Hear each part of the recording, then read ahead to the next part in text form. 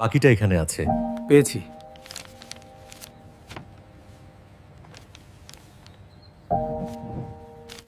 মেধা সবার সমান হয় না,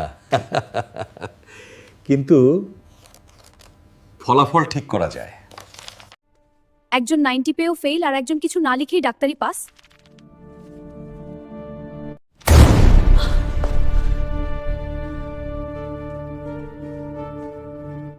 অভয়া মেয়েটা সব জেনে গেছে, তবে ওর মুখ বন্ধ করো। হ্যালো, কালকে তুমি সকালে কলেজ ক্যাম্পাসে আসো, ওখানে সব বলবো। দেখে মনে হচ্ছে আত্মহত্যা। মিথ্যা মিথ্যা আর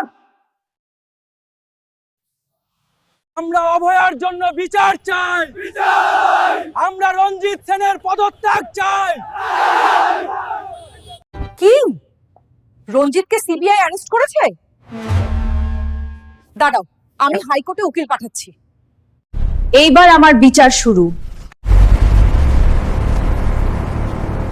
আভয়ার মাকে 10 লাখ দিয়ে চাপা দাও, ওর জন্য মেডিকেল কলেজের সব দুর্নীতি সবার সামনে আসবে।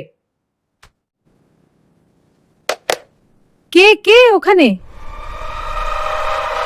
দিকে উড়ে যাচ্ছে পুরনো কাগজ, যেন কিছু বলতে চাইছে।